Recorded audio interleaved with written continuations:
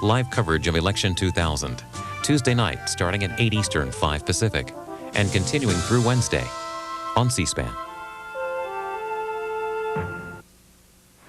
Coming up, Green Party presidential candidate Ralph Nader and Minnesota Governor Jesse Ventura. They took part in a discussion on third-party politics, hosted last night in Minneapolis by ABC's Nightline.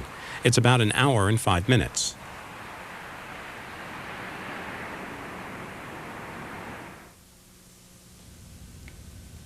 Good evening. I'm Ted Koppel at the University of Minnesota, and for the next 90 minutes, a Nightline KSTP town meeting on the third-party political movement. Our guests, Green Party presidential candidate Ralph Nader and Minnesota Governor Jesse Ventura. I hope you'll join us. October 31st, 2000. In their lust for victory, neither traditional party is looking beyond November. They are the gadflies of American politics. And that's what drove these liberal left-wing pinkos off. They give voice to the alienated. What you see is what you get. If you don't like it, you got two other choices, right? They are third-party candidates, often from the fringe, but sometimes spoilers. You can't spoil a political system that's spoiled to the core. We need a new political reform movement in this country. It's not going to come from the Democratic or Republican parties. Tonight, The Third Voice, a Nightline KSTP town meeting with Green Party presidential candidate Ralph Nader and Independence Party Governor Jesse Ventura.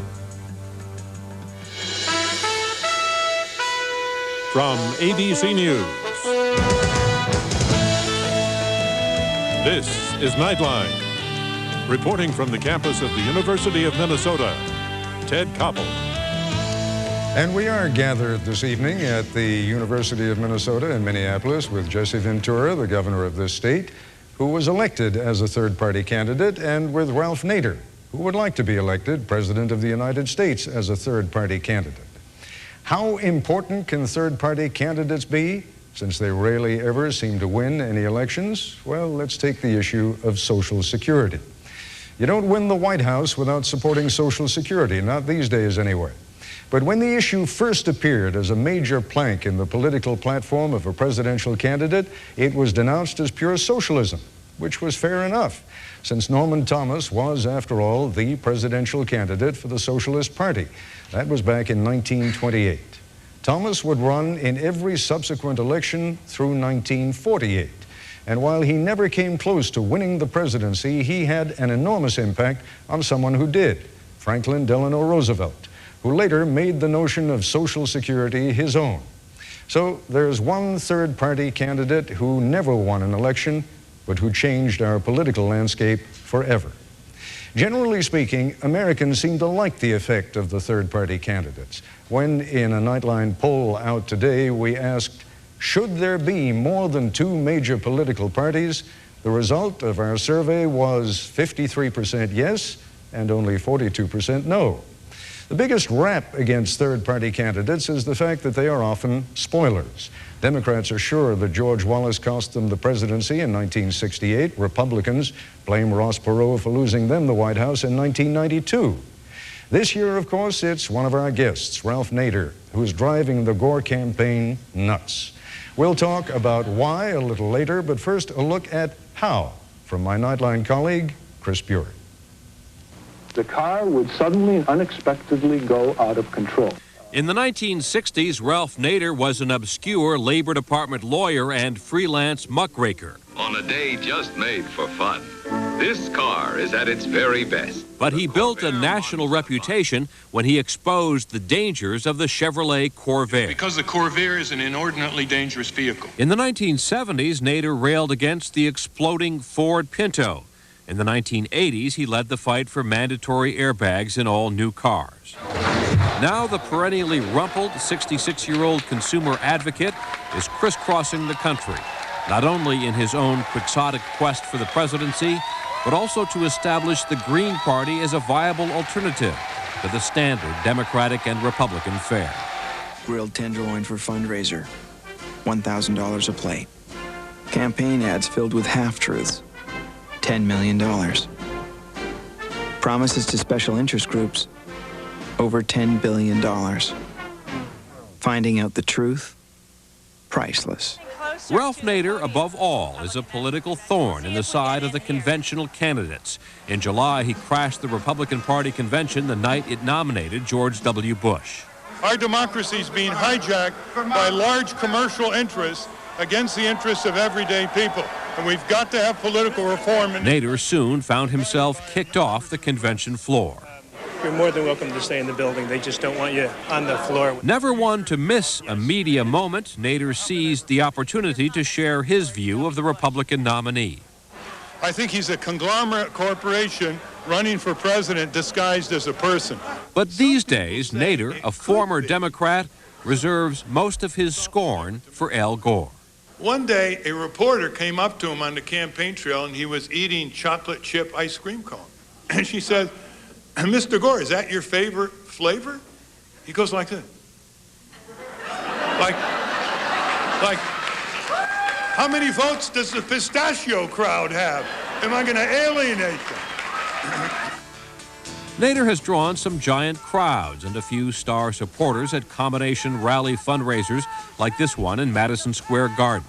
We are building a historic, progressive political movement in America. Like any politician, Nader hits his applause lines hard at every stop. The only difference between Bush and Gore is the velocity with which their knees hit the floor when corporations knock on their door. So what drives Nader's supporters to back such a probable loser? He has a proven track record in terms of environmental, civil rights. The Mother Teresa of politics. He's totally pure. He takes no PAC money. I want to send a message that I'm kind of fed up with the two-party system. Ralph Nader is little more than an asterisk in most statewide polls, drawing percentages in the low single digits. But he is drawing enough support in key states such as Minnesota, Wisconsin, Oregon, Washington State, and even California that the Gore campaign with such a close election is starting to get nervous. Just listen to the Democratic Party chairman in Washington, a state Gore had until recently all but taken for granted. Ralph Nader could be a spoiler, and it could have a devastating effect on the Gore candidacy. If Gore were to lose California based upon a strong Nader representation, and the race is closing in some polls at least, it's say goodnight Gracie for Al Gore. It's all over if he loses California. If you're thinking of voting for Ralph Nader... Key Gore constituents, such as abortion rights activists, are so worried they're running TV ads. A single vote saved a woman's right to choose. Reminding Nader voters of Supreme Court seats at stake in this election. Justices Scalia and Thomas in control. Bush's goal, ending legal abortion. Voting for Ralph Nader helps elect George W. Bush. Al Gore is suffering from election year delusion. But gleeful Republicans are also spending money on Nader ads, knowing they hurt Al Gore and help George Bush.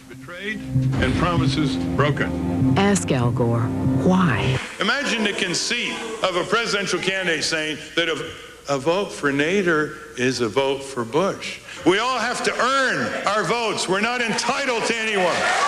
The big question is, will Nader supporters stick with their man on Election Day if Gore and Bush are still neck and neck? Nearly half of Nader voters say they might change their minds. Only about a third or less of Gore and Bush voters say that. So they are more susceptible to a last-minute bolt back, probably to Gore. For Ralph Nader, there is far more at stake than the satisfaction of playing the spoiler. If Nader draws 5% of the vote next Tuesday, the Green Party he now represents will be eligible for federal matching funds in future elections. And Nader has been around long enough to know that the surest way to raise his visibility is to raise even more hell between now and Election Day. This is Chris Bury for Nightline in Washington. One man who wants to end up in the White House, the other landed in the Minnesota governor's mansion. Third-party politicians both, Ralph Nader and Minnesota Governor Jesse Ventura, when we come back.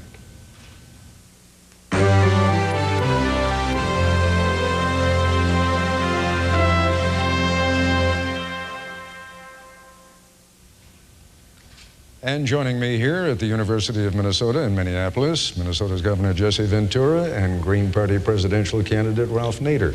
And just to put us in the right frame of mind here, give us the inside view from Minnesota. What is Mr. Nader's candidacy going to do? Is it going to cost Gore those 10 electoral votes here? It's hard to say, Ted, because, you know, I don't believe in polls. You know, you can go out and skewer a poll any way you want to do it and get the results that you're looking for. And when I ran for governor, there wasn't one poll that said I would become the governor. Right. And yet I won. And yet so there's no way to determine. I think Ralph's going to do very well here.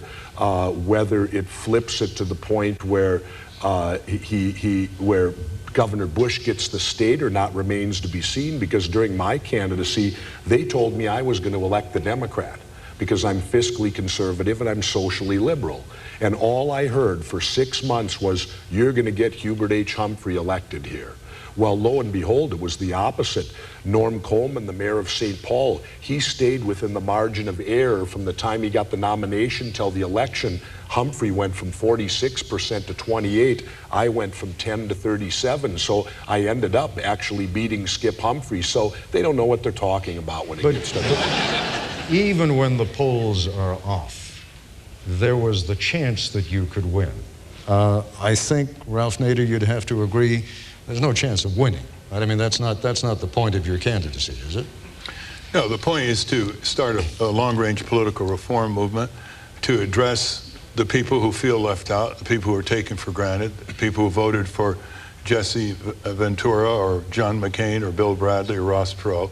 They wanted stronger reform in Washington. You're not a politician by profession, but you sure understand politics pretty well, and you know that you're in a pretty darn good position right now to extract some terms, some concessions from the Democrats. I mean, if you went to Al Gore right now and said, let's make a deal, I think you'd say, what do you want? I mean, give me 10 promises he's going to break if he becomes president? No, I'm not looking toward Washington on this campaign. I'm looking outward. I mean, I'm looking for 47 million workers who work full-time and don't make a living wage. You know, I'm looking for taxpayers who don't like their money building stadiums while their schools, clinics, public transit, and libraries are crumbling. Patients who get pushed around by HMOs. People who feel that they've been taken for granted. But just to be clear, you don't expect that there is going to be some enormous surprise on Election Day, which might even give you 15% or 17% or something that would be way beyond anything that the pundits and the polls have been predicting. Do you believe that the polls are more or less right? About you, at least? There's a 4 or 5% margin of error, which is pretty good at this level. Especially when you've only got 3%. We're running, 5% in the Zogby poll, and much higher in Wisconsin and Minnesota, Connecticut. But I think what we're aiming for here is a watchdog party right after the election, putting the feet of the politicians to the fire to keep their promises, or telling the two parties they really have to change and respond, or they're going to lose more votes in the future. And the second thing we're going to do is take this party to a much higher level with thousands of local and state and national candidates in future elections. And I think that's a pretty good win. I mean, I didn't get on the presidential debates, which meant that I couldn't reach tens of millions of voters. I campaigned in 50 states. I could do it for 20 years and not reach those numbers of voters because the two parties have a little club and they exclude significant third-party candidates. I think Governor Ventura will agree. His getting on the debate, his getting some state public funding for his campaign, as well as others, and same-day voter registration took him over the top from 8% or so to 38%. Governor Ventura, exactly, Ted. If I can expound on that a little bit. At the primary, I was polling 10% or less, which was 7 weeks before the general election. I then was allowed to debate. I proved that you could go from 10% or 9% to 37% and win. Rest assured, these two parties don't want to ever see that happen again. Just a very quick question to give me a quick answer, because we've got to go to a break. You're both third-party candidates, but not from the same party. Mm-hmm. Do you support his candidacy? Absolutely, I support his right to run. Not just his right to run, you support his candidacy. Am I endorsing him? Yes. No. No. Okay, fine. No. Incidentally, we did invite Pat Buchanan to join us here this evening, and he declined. I'll be back with our guests, and we'll have a few questions from the audience when we come back.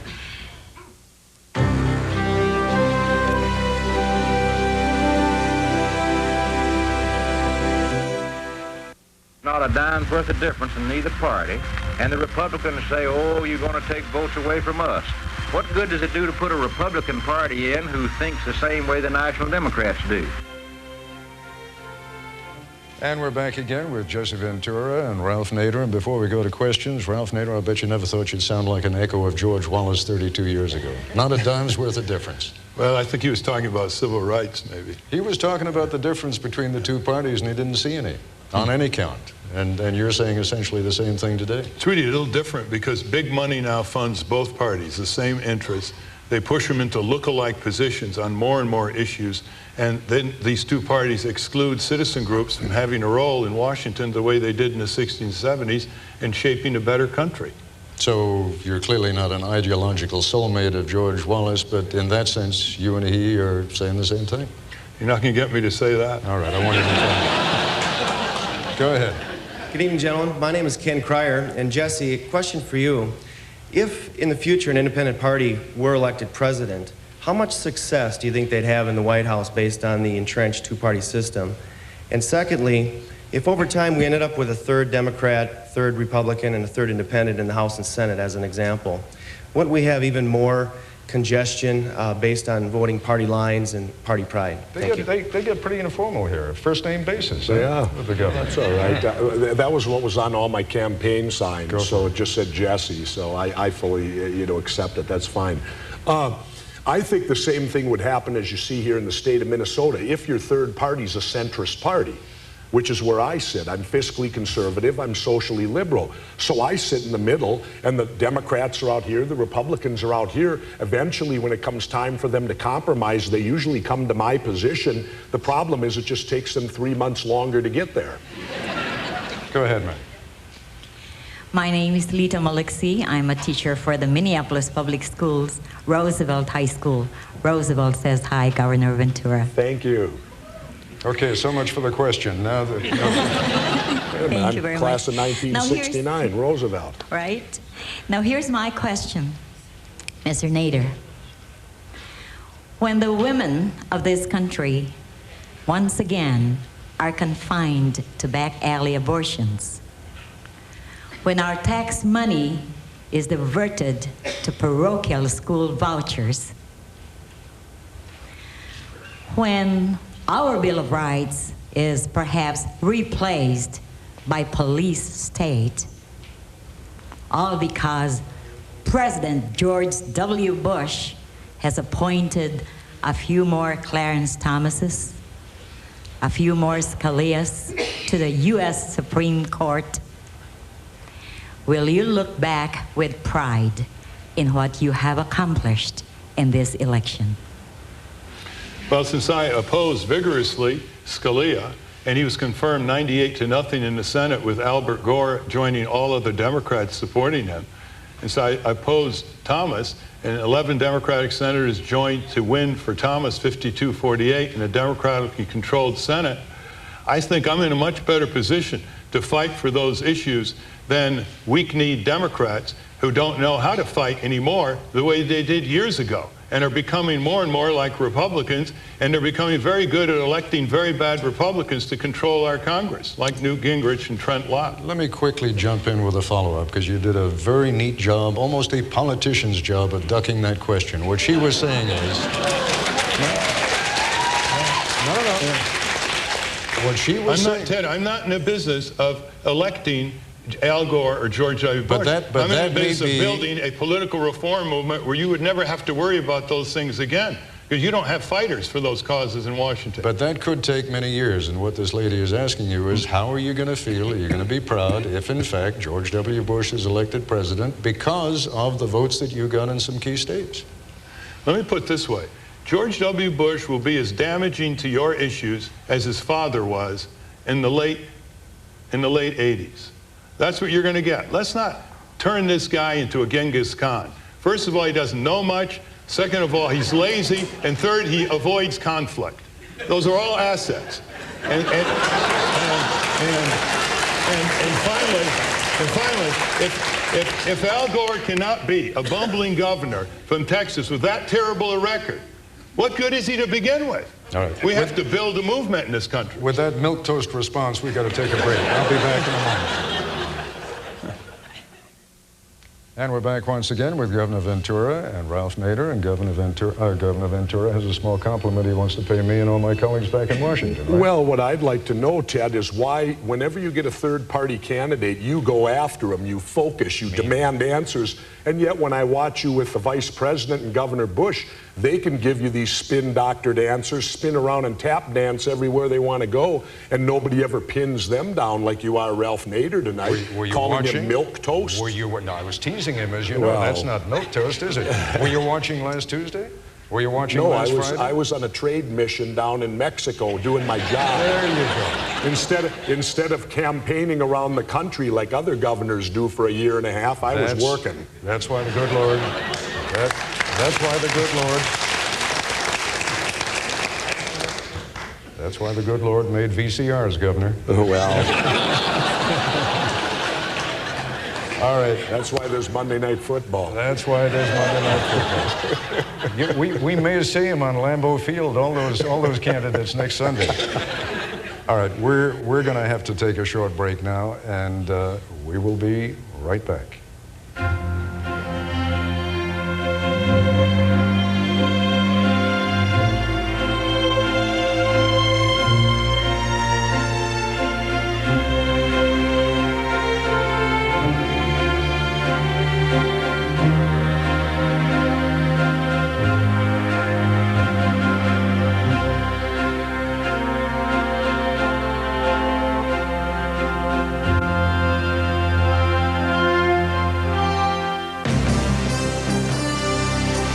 This is an ABC News Nightline, KSTP Town Meeting. Reporting from Rarick Center on the campus of the University of Minnesota, Ted Koppel. During the next hour, Governor Ventura and Ralph Nader will be taking questions from the audience here in Minneapolis. For those of you watching during Nightline, you'll be able to watch our website, nightline.abcnews.com. Now, let's go move on to our next question. Go ahead, sir. My name is Matthew Little, and I've been a strong supporter of the two-party, one of the two major parties. And we have the precinct level, the city, the county, the various districts, and finally the state. All of those levels are structured, and from time to time, constantly, they are proselytizing and trying to gain new members. My question is this: why do the third parties start at the top and then work down to try to develop grassroots covered from below? Why do not they start at this is what I call... I think we have the thrust of the question, and if you'll forgive me, my goal is to try and get as many questions in as possible. I understand that. Governor Ventura, I think you got the thrust of the question. Sure. Well, I agree with you that it should be from the grassroots up. The problem is it doesn't always start that way. In the case of my former party, the Reform Party, naturally it was Ross Perot and the finances that he had available that he could run from the top down. And then when we tried to build it from the ground up, we got cut off at the knees, and that's why I quit the Reform Party and we went back to being the Independence Party of Minnesota, which we were. But I think we go from the ground up. Dean Barkley ran 2 times to get us major party status here in the state of Minnesota, and without Dean doing that, there's no way I could have won. Let me put the same question to Ralph Nader. Talk about starting at the top, right? Your first election, you're going for the presidency. I think we start at the bottom and the top. The top helps give visibility to people at the bottom. Yep. And the people at the bottom give authentic grassroots support to people at the top. Exactly. I don't see it either or. And also, it's so hard to challenge the entrenched two-party system. They command the money, the media, attention. They have the statutory barriers that keep third parties off. They can exclude people from the debates. So we've got to start at the bottom, middle, and top all at once. Go ahead, man. Hi, I'm Jules Belinsky. I'm a software developer for Encompass Inc. Governor Ventura, you said tonight that you were elected as a third-party candidate in Minnesota because you're a centrist. Mr. Nader, do you believe that a third-party candidate who sits to the left or to the right of the two main parties has a real chance of getting elected to national office in this country? If they meet the moral sensibilities and the ethical positions of the majority of the people, sure. I think a majority of people want an honest marketplace. They want accountable politicians. They want a clean environment.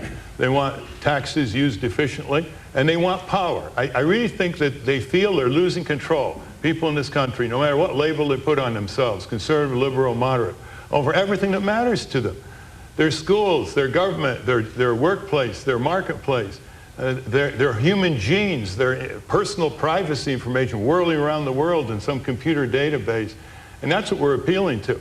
We're basically saying to American people, if you don't want power as a voter, worker, consumer, and taxpayer, don't vote for us.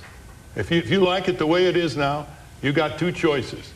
You better look very clearly, because they're not as clear as they once were. They're a little blurred. Republican, Democrat. Let's move on to the next question. Go ahead, Ralph, sir. I'm Miles Lord. You and I have known each other for 30 years. You make nice speeches about me, and I do about you. You asked me to help the party to get 5% so you could qualify. I did that. Now we've got a problem. I went through this problem before. When my friend Gene McCarthy and my friend Hubert Humphrey were competing, I was the mediator between them. I almost got them together. Not quite. So we got Richard Nixon. If you keep going like you're going, we're going to have Mr. Bush for president, Ralph. I don't know what to do. Would you forgive me if I just took a day off and voted for Gore? No.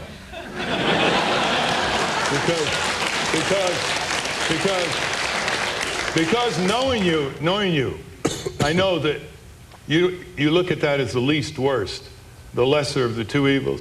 And I think if people have that attitude, they're going to erode the moral basis of our democracy. They should vote their conscience, their interests, their futures, and their hopes. That's what the abolitionists did against slavery. The women's right to vote people did. The trade union movement, the farmer progressive movement. They didn't go around voting for least worst. They spearheaded third parties that pushed the two parties, or in some cases, the Republican Party, third party, displaced the Whig Party by 1860.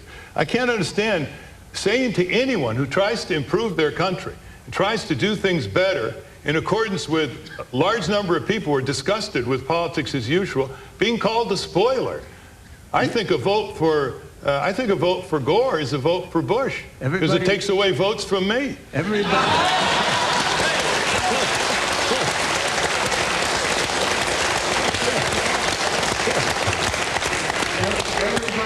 Everybody doesn't call you a spoiler. You've become the darling of the most reactionary forces in America for the next few days. They love you. I'll be with you afterward if you'll take me back, but right now I'm going to vote for Gore. First of all, the assumption is I take all my votes from Democrats. They probably told you that.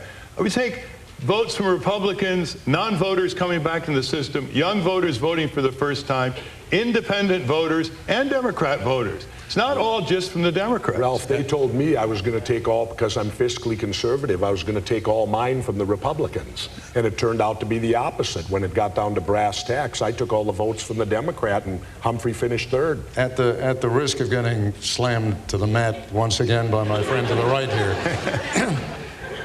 let me suggest to you that the Bush people are thrilled with your campaign. They don't think you're going to take a lot of votes from them. And really, I don't think you do either.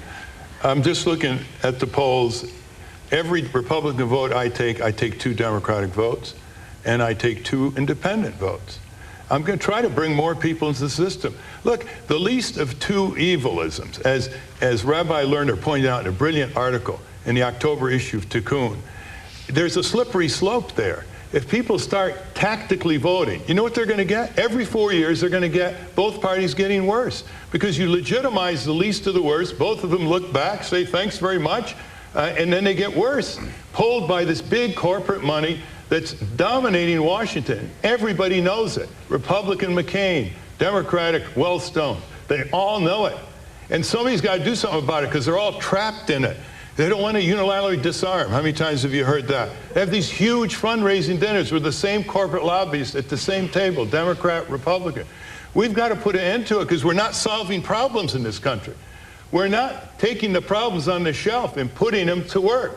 Whether it's universal health care, public transit, living wage, clean environment, a decent foreign policy that supports peasants and workers for a change instead of dictators and oligarchs, arms control, building our public works, you know, teaching our children citizen skills and how to practice democracy. We've got a low expectation level in this country. And at our highest moments in history, we've raised our expectation level. We don't settle for least to the worst. We're going to go to a couple more questions in a moment.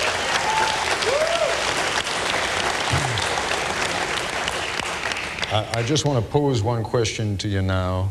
Hold your answer, and then we'll get it when we come back. Among those who are criticizing you the most severely these days are some of your oldest friends. This gentleman may be an example. And I want to know what your reaction to that is and how you feel about that. We'll be back in a moment.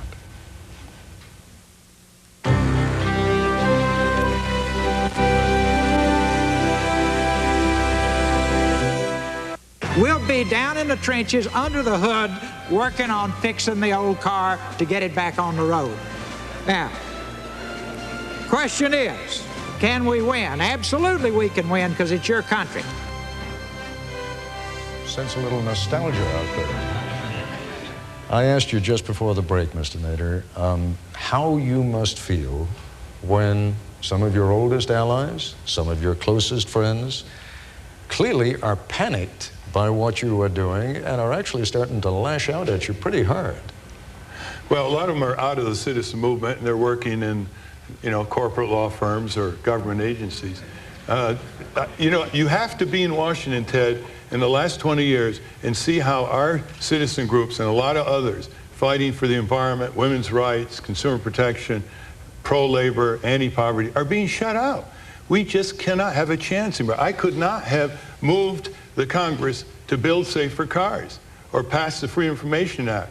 Right now we have an Official Secrets Act on President Clinton's desk, muzzling government employees with a threat of a 3.5-year in prison term. And that's really what's at issue here. And by the way, the vast majority of my Nader's Raiders, as they call them, thousands all over the country, are not objecting to this candidacy. They have a higher level of expectation. I think that's the difference, the level of expectation. Let's get some more questions in. Go ahead, sir. Thank you. My name's Charles Ewell. I work for Martin Williams Advertising. And swing all the way around so we can see and hear you. There you go. I'm just wondering, given that millions of dollars in media spending seems to be a prerequisite for running a successful campaign, for both of you gentlemen, what are your thoughts on campaign finance reform to allow smaller parties, third parties, what have you, to have a more meaningful and contributive voice in American politics? Governor Ventura, why don't you take that one first? Well, I'm very much a capitalist. But this is one area where I'll shift to socialism a little bit more. And I'm a firm believer now that the only way, unless someone can explain to me a better one, I think that there should be a cap put on how much you can spend. I think that campaigns should be only allowed within the year of the election, so that we're not getting it 2 years ahead of time of all that spending. And I think that virtually all the money should come from the government, a set price amount. When you qualify as being a major party, when you've earned that right with 5% of the vote statewide or nationally, you should qualify to gain this money from the government and put a cap on it where each candidate gets the same amount of money and how they spend it is up to them. Sort of begs the question, though, doesn't it, Mr. Nader? Because first you got to get that 5%. That's the tough part, isn't it? That's right. That's the cutoff point. I'm for public funding in public elections. I think that's a public function. It can be done with well-promoted voluntary checkoff on the 1040 tax return, $250 up to. You don't have to pay a cent if you don't. And if you qualify for the ballot for federal office, you tap into that public money. You can't take any private money. And you get a certain amount of free time on radio and TV before the election to explain your case. Just parenthetically, Governor Ventura, what are we going to do about things like the Daisy ad that ran the other day? We still don't know to this moment precisely who was behind it. Some Texas friends clearly who seem to be supporting Governor Bush, but it's hard to know where it came from. Well, that's precisely the fault of soft money. The money can go to the party. You notice that all the vicious ads don't come from the direct campaign. The vicious ads come out of sponsored by the Democratic National Party, sponsored by the Republican National Party. Those are your attack dog ads. Precisely, Ted. You can't find out where they originated, who did them, whether they're even factual or not. And until you eliminate soft money, that's what you're going to end up, is those kind of ads. You can't outlaw them. It's free speech, right? Well, yeah, I suppose it's free speech, but, you know, you can't yell fire in a crowded theater. That's not free speech either, is it? Yeah, actually, you can outlaw soft money within present Supreme Court decisions. If Congress passed a law, that's what the McCain Feingold bill. Yeah. Go ahead, sir. Hi, my name's Jonathan De La Vega. I'm a senior at Humboldt High School. What are your plans to educate students about the third party? Well, we've got a pulsating website called votenader.com that people can log into. We've got 1,000 coordinators on 800 campuses around the country and full-time organizers urging students to work at the polls and to canvass in their neighborhoods. I think we appeal to the idealism of youth. I think we appeal to their opportunity to help build a new political movement. I think we appeal to people in the younger brackets who want a clean global environment and want to have a fair marketplace, because they're often ripped off more than almost anyone, except for elderly people. Let me just ask you quickly about something. I want to ask both of you something that's both in the news, and this was faxed to us by someone earlier in the day, by actually Thomas Hart from Latrobe, Pennsylvania. A recent website, www.nadertrader.com, has come up with a plan to get people to vote for you to increase the Green Party's strength while at the same time diminishing George W. Bush's election chances. Here's how it works. A Nader voter in a swing state trades his or her vote with a Gore voting friend in a state that's strongly expected to go for Bush. This way, a vote for you does not have to put George W. Bush in the president's seat. What are your thoughts on that? I think it's frivolous and diversionary. Vote your conscience, for heaven's sake. Vote for what you believe in. George McGovern once said the only wasted vote is a vote for someone you don't believe in. And not only that, but how do you trust that's going to happen? Where, you know, how do you know that there's the trust that the person's going to vote the way they said they would and swap the vote? That's like internet voting. You know, that's the reason that I think it's a good idea, but until we can ensure that there's no fraud in it, you can't do it. It's unenforceable. The gentleman with the conservative shirt. Hi. Richard Glasgow. I'm a proud union member. We've become a society of lazy voters. We let those expensive ads and those pretty flyers do our thinking for us now. There's something wrong when the Democrats and Republicans will spend $200,000 on a Senate race that only pays $31,000 a year. Can the third party survive if we don't get major campaign finance reform and get into the debates? You kind of started to answer that already. You want to? It's very difficult. It's like climbing a cliff with a slippery rope. We're going to start a People's Debate Commission after the election, try to break the grip of the two-party controlled debate commission, which excludes significant third-party candidates. As far as the money is concerned, all we can do as a third party is to cancel out money with volunteer time. That we have hour raisers, not just fundraisers, where people commit a certain amount of time. And that forces us to go to the people because we can't go to the fat cats. Go ahead, sir. Hi, my name is Marshall Silberstein, and I'm an information technology specialist. And my question is for Governor Ventura, Mr. Nader, and you, Ted. Oh, good. What is the role of the media with regard to third-party candidates, and what should it be? Governor Ventura, you go first, then we got to take a break, and then Mr. Nader and I. Well, I would think that the role of the media is to give everyone a fair chance and to allow them to expound their opinions and their positions and not to ridicule them at all. Because you'll find far too often that the media tends to ridicule third-party candidacies and plays the game right along with the Republicans and Democrats because they all seem to be pretty interlocked with each other for the most part. I'll bet you can't wait to hear what I'm going to say. We'll be back in a moment.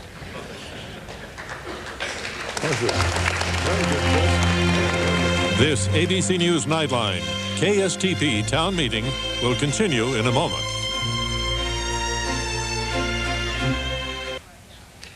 Let me try quickly to give my own response to the gentleman's question down there, and then I'll pass it on to Mr. Nader, because the problem, I assume it was intended as a serious question to me, and I will give you a serious answer to it, and that is that there isn't just one third party. There aren't just 2 or 3 or 4 or 5 third parties. There are, at the moment, 7 quite legitimate third parties, and there might be 25 new ones if we had to cover all of them. That's my attempt to weasel out of your question. Let me just hear what Ralph Nader has to say. Well, when I came to Washington in the 60s with my case for motor vehicle safety standards, the press thought that was newsworthy even though no one knew my name. I didn't have a track record of fighting corporate abuse. I think the criteria for newsworthiness for third parties could be, are they proposing sound, sensible programs that are ignored by the major parties? Do they have a track record, the candidates? Are they beginning to appear in the polls, if they want to take that as criteria? And are they drawing large audiences around the country of people who come and pay a few dollars to hear them? But that's a snake biting itself in its own tail, isn't it? If you're saying, are they getting, are they tracking in the polls? They come back and say, how can we track in the polls? We're not getting any publicity. And that's exactly true. So that's a catch-22. 1992, Ross Perot got 1 out of every 5 votes in America, 19%. 1996, the media and the networks went right along with the 2 parties and wouldn't allow him to debate. Wouldn't allow a person to debate who the very election before got 1 out of every 5 votes, 19% nationally. But my point, Governor, is the same one. Ross Perot had his own independent source of money. Money was not a problem. But this was the second round here, Ted. I understand this had nothing to do with money second time around. What I was trying to get to was the question of how do those third-party candidates who haven't received publicity and therefore can't get on television and therefore can't get money and therefore don't track in the polls, how do you ever get out of that cycle? What's your view? You have to have a career in pro wrestling prior. Yeah? And movies. That's actually a pretty serious answer. Yes, it is. That is yes, true. it is, because it gave me an extreme advantage because I was well known already. I had name recognition that was extremely high, so the media was forced not to ignore me. Right. But if you don't have that, they will ignore you. It is a catch-22. Sure. You can't get mass media coverage unless you're up in the polls. If you're not up in the polls, you don't get mass media coverage. But what if you have a track record? What if you have some great sound ideas that are being ignored in the public discourse? What if you're attracting large audiences? I'm just referring to what has happened in my campaign. I've gotten about 1% of the national media, even though we're getting by far the biggest paid audiences, filling huge arenas like Madison Square Garden and the Boston Garden. Right so here. that it's a real, and Right Minneapolis, the Target Center, full here. So, there needs to be a seminar after the election, Ted, where journalists debate at what point do third-party candidates become newsworthy? What are the criteria? Okay, but this is the wrong night and the wrong place to complain about not getting television coverage. Go ahead. Hi, my name is Allison Pendroy, and I have a question dealing with the success of third parties in other countries, such as those in Europe, Greece, Italy, Germany, to name a few. Why are third parties more successful in getting their candidates into elected public office in those countries and not here in the U.S.? Because they have in these countries proportional representation. For example, the Green Party in Germany got 5% of the vote. It gets 5% of the parliament. Where in our country, it's winner take all. You can get 48% of the vote in a presidential election or a congressional election, you end up with nothing. If someone got 52% of the vote. The other thing is that in these there's a tradition of labor unions starting parties more than in our country, which has been a supporter of the Democratic Party. I might add, the Farmer Labor Party was a third party once, wasn't it? Here in Minnesota? Didn't it challenge the 2 parties? And here you have the old veterans of the Farmer Labor Party starting to lecture Jesse and me about why are you being a spoiler? Well, they were called a spoiler, and they kept coming, and they did a lot of good for the state of Minnesota. Let the record show.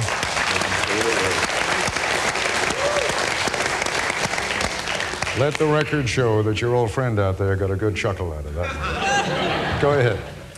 Hello, gentlemen. My name's Jay Gubert, and I'm a professional speaker.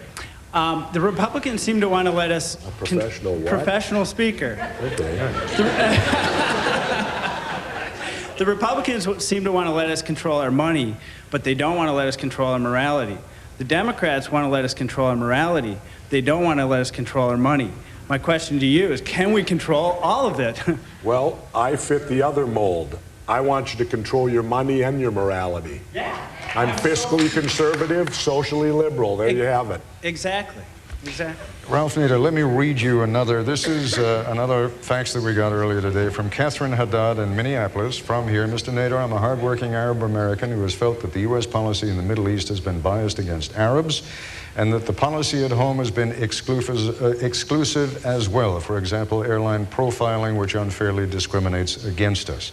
Arab Americans have felt left out of the political system from the two candidates in office who show a definite bias toward Israel and a dangerous fear of us in the U.S. How can you assure us that you will listen to our concerns when it comes to a fair and just peace in the Middle East and a fair treatment here at home? Well, first of all, you know, no one has brought peace-seeking Israelis and Palestinians together more than you have in your town meetings. Yeah, it didn't do a whole lot of good, did it? Well, but I mean, it's a serious question, and I think it deserves a serious answer. No, of course. I think that, first of all, Arab Americans are subject to discrimination, ethnic profiling. It's as if it's their turn. First it was the Irish, then it was the Jews, then it was the Italian immigrants into our country, then it was the Hispanics, and of course always African Americans.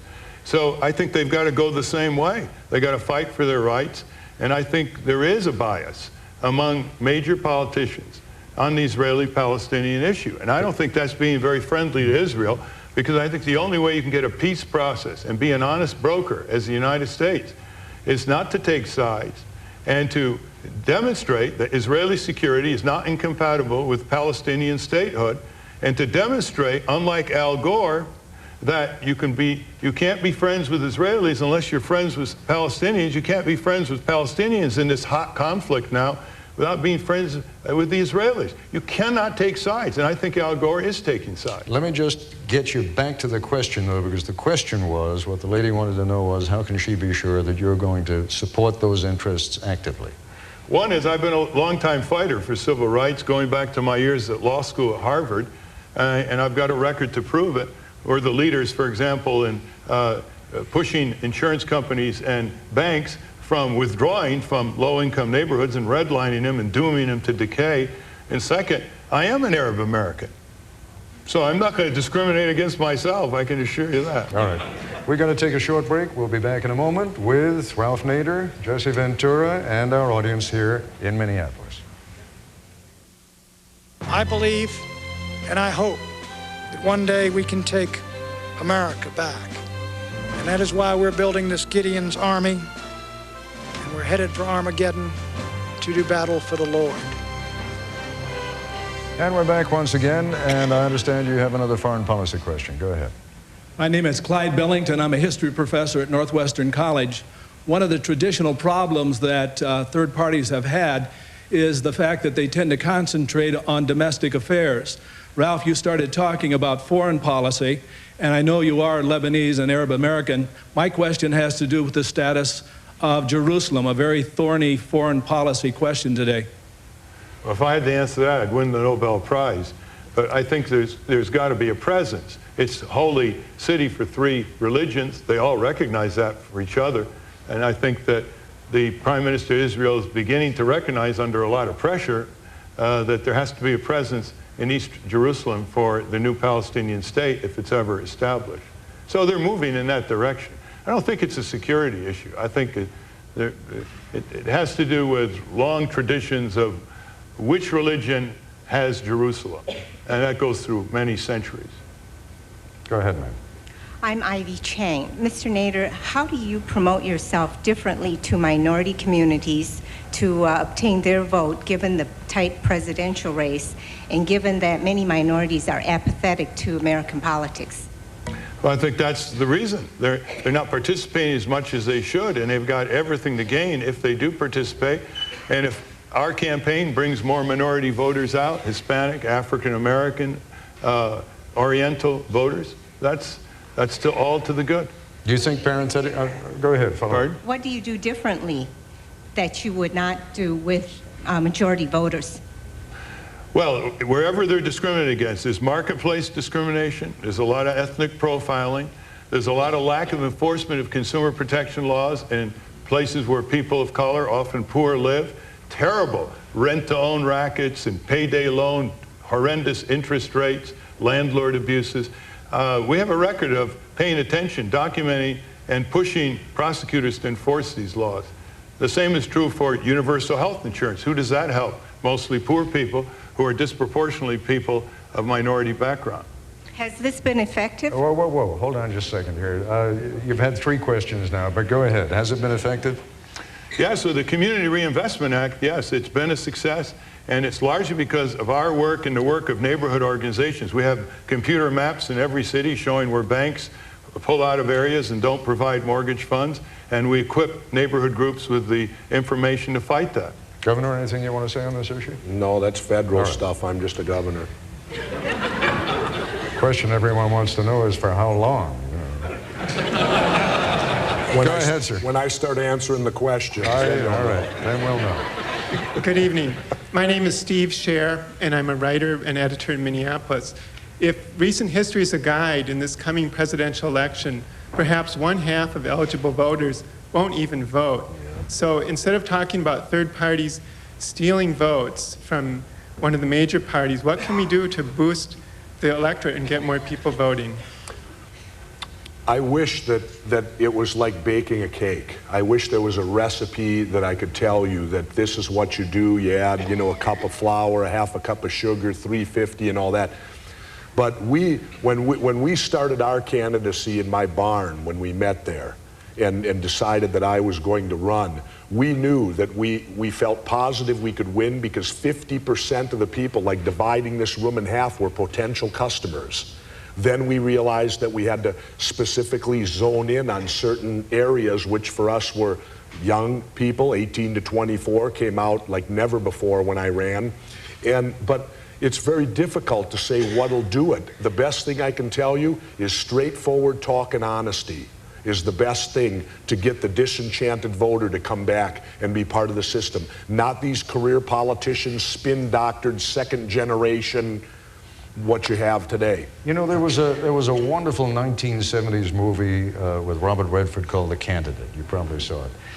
And the theme of that, in many respects, was as long as the guy thought he didn't have a chance to win, his handlers left him alone, and he did exactly what you're recommending. As soon as he pulled within 5 or 6 points of the incumbent, they started shutting him down because they were afraid he was going to offend people. There is a certain cyclical danger there, isn't there, that right now, Ralph Nader can say anything he wants, and it doesn't make a damn bit of difference because the best you're going to do is 5%, and you'll go home happy this time. Gee, but if you ever got up there, if you ever got up there so that you were seriously being considered as a candidate, wouldn't you retreat a little bit so you don't start offending people? No, it's really not my nature. I can't do that. and I just might say in answer to the question. Ted, I'd like to say I never did. I never used a note nor a prepared speech even when I got to the polling 28%. I stayed with what got me there.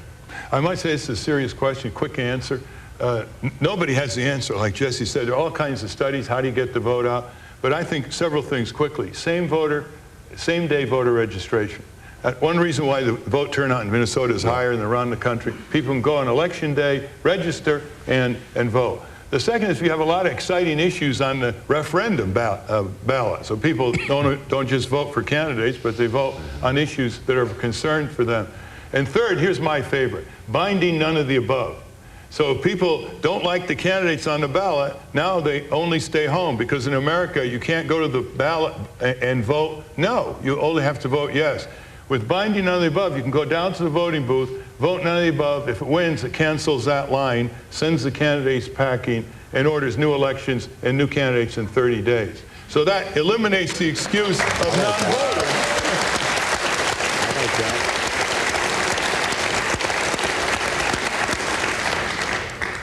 My name is Abby Davis. I'm a chaplain at Children's Hospital. And my question is, how would having a third-party candidate participate in a debate affect the elections? Well, you were excluded from the debates, and you were excluded because the way the rules were set up, you didn't have enough in the polls, 15%. Right? The 15% that you needed to qualify. And one of the reasons, before I let Mr. Nader answer, one of the reasons that they have those rules is, as I indicated to you before, you've got a whole bunch of third-party candidates, and debates, I've moderated a few of them, the more people you have, the more out of control they get. And they don't really become debates, they just become, you know, minute-and-a-half opportunities for people to spout a few lines, and then that's the end of the show. But go ahead. Well, first of all, the 15% in the polls hurdle was a private decision by the two parties who ran the debate commission. It's vastly too high. Let's say they had a 2%. They had a 2%, there only been one additional candidate, me, qualifying. If they had a 1%, maybe Buchanan might have qualified. On the primaries, the Republicans had what, 6, 7 candidates on the primaries? Yep. That didn't disrupt things too much. And by the way, you could have multiple debates. You have some on this debate and some on that debate. Why do we ration debates? We don't ration entertainment. Go ahead. I think a good way to do it is to ballot access. Ballot access in all the states sometimes can be extremely difficult to get. So I think the criteria should be, if you have ballot access in enough states where you hypothetically could win the Electoral College, you should be allowed to compete in that debate. All right, let's take another short break.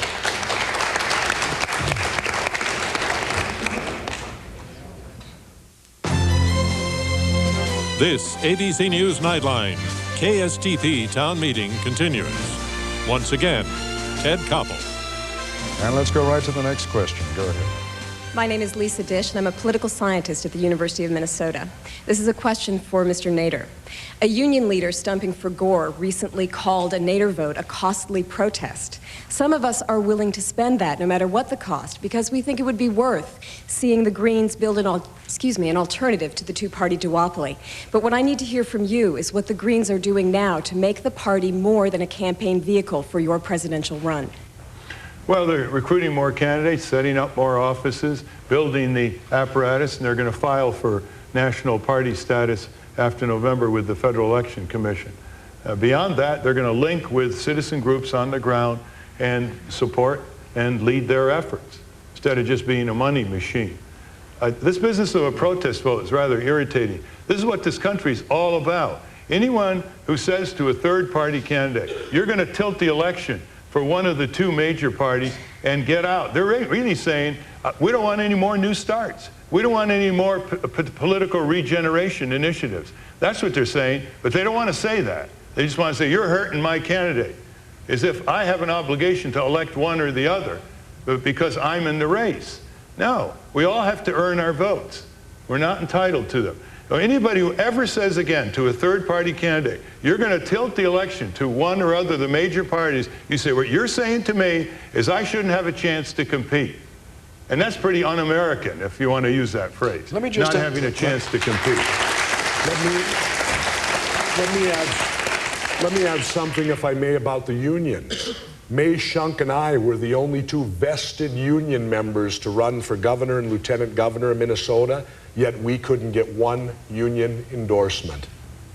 Can I just ask you a very simple question that I've never heard you answer before?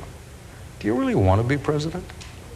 The situation in Washington is so bad, the answer is yes.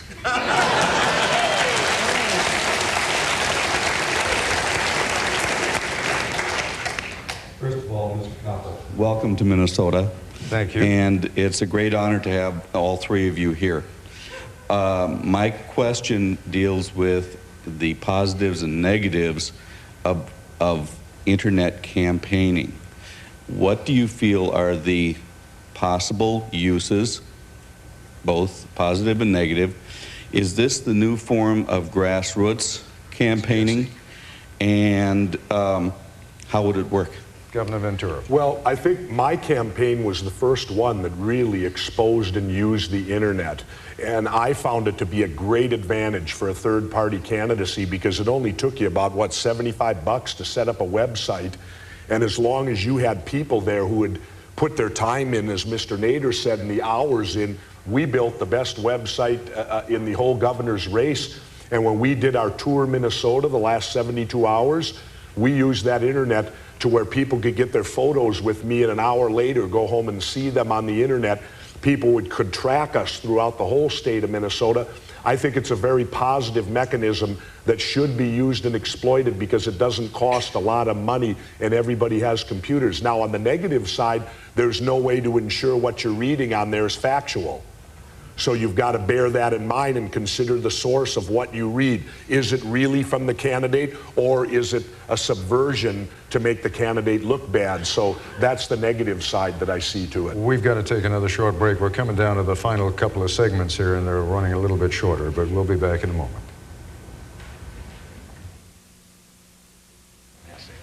And we're back once again, and go ahead, sir. You got the first question.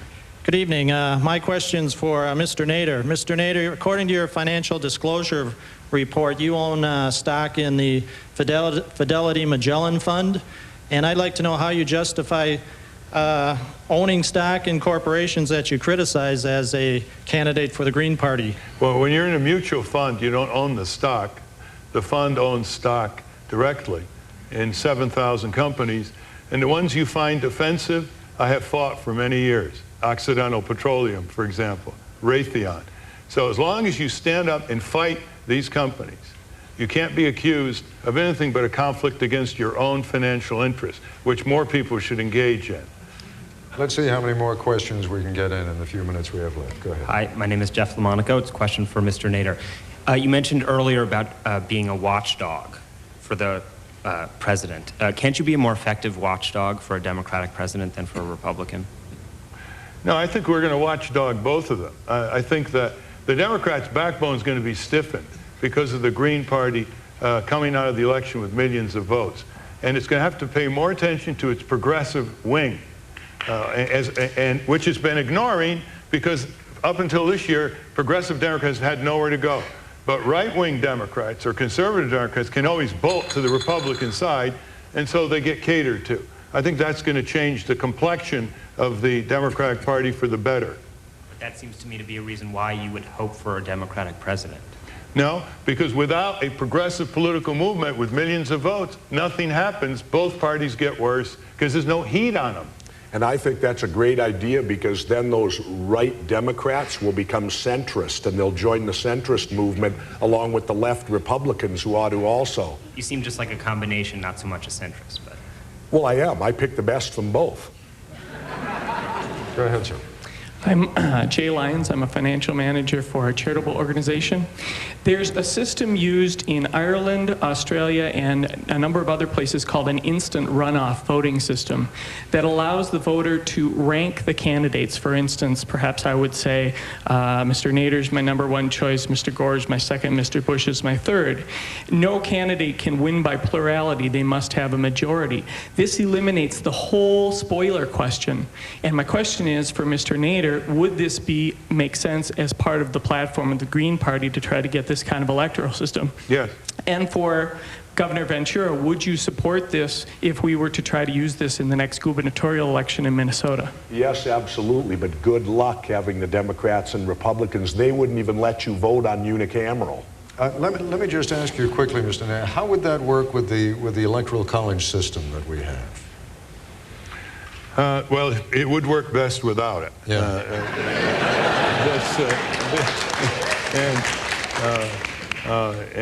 It would collide against it in many ways.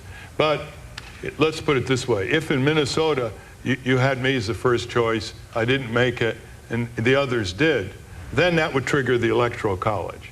So, I don't think it would be too You know what I'm hoping for, Ted?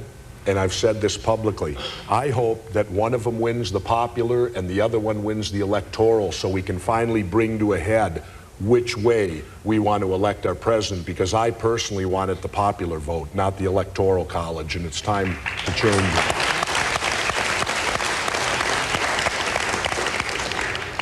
Brad Walton, St. Paul, Minnesota. Mr. Nader, I was wondering if, when you talk about where your numbers are right now, you look back to 1992 and 1998, whether or not with the margin of undecided votes right now, whether you expect those numbers to be much different on election day. For what candidate? For you. Oh, this is the first time I've seriously run. I just responded to groups in 96 in 21 states who wanted me on the ballot, and I said, okay, but I'm not going to campaign or raise any money. Okay. All right. Go ahead, ma'am. My name is Fanny Shanfield, and several senior citizens, such as I, we keep thinking and asking these same questions. So, Mr. Nader, may I ask you, why didn't you go political and run for Congress where your wonderful ideas could have been tested? And what could you bring to the office of the presidency that the others can't? Well, first of all, I'm interested in building a political movement. It's better to do that running for president rather than running for a member of Congress or in the Senate. The second is, what do I bring to it? I bring an unwavering track record of 37 years for all to evaluate it. I bring a recognition that the word is not the deed, that you've got to produce, you've got to fight for what you believe, not just say the right things. And unlike Oscar Wilde, I've been able to resist everything, including temptation. I think we got to take another break, but let's do that right now anyway, and then we'll come back. Quick question. To Mr. Nader, if Al Gore wins the presidency, would you accept a position in his cabinet? No, I'm building a political reform movement. This morning, you were asked by Katie Couric whether coming on here with Ralph Nader tonight meant something symbolic. I mean, would you've got a vice presidential candidate, don't you? Yes, Winona LaDuke, from Minnesota. From Minnesota, yes. I mean, next time around, would you like to run with this guy? That would really be fun, wouldn't it? Yeah. I'll tell you what, we're almost totally out of time. Governor, you've been a very gracious host to us. Thank you. You get to say anything you like. Well, the thing I would like to say is to remember to go out and vote. It's your civic duty to vote. And even if you're turned off by the presidential election, we still have tremendous statewide and local elections that really affect you probably more directly on a day-to-day basis. So don't abstain from voting just because you're turned off nationally. You know, elections are so very important, and I'll give the plug. Hey, if you believe in the third-party movement here in Minnesota, the Independence Party, get me some help. I sit alone over there. I'm lonesome. Mr. Nader, you've got 30 seconds. As I go around the country, I see so many systemic injustices like mass poverty, people without health insurance coverage. I see a lot of solutions, and we're not being able to close the solutions onto the problems because those citizen groups fighting for you in Washington are finding that big money are closing the doors on them. That's why we have to have a fresh political reform movement. Those of you who are pioneers, we welcome your vote. We're going to break through the tape on November 7th and keep growing until we make the sovereignty of the people in this country reign rather than the sovereignty of big business. We are so out of time that all I have time for now is to thank all of you, and thanks also to the University of Minnesota and, of course, our colleagues at KSTP TV. I'm Ted Koppel in Minneapolis. Good night. Okay, that was nice. Thank you.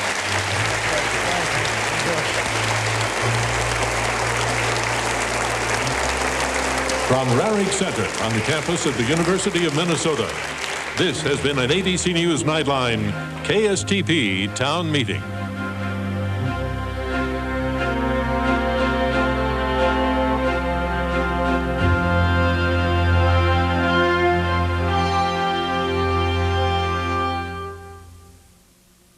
Tomorrow, Ralph Nader attends campaign rallies in Denver and Seattle.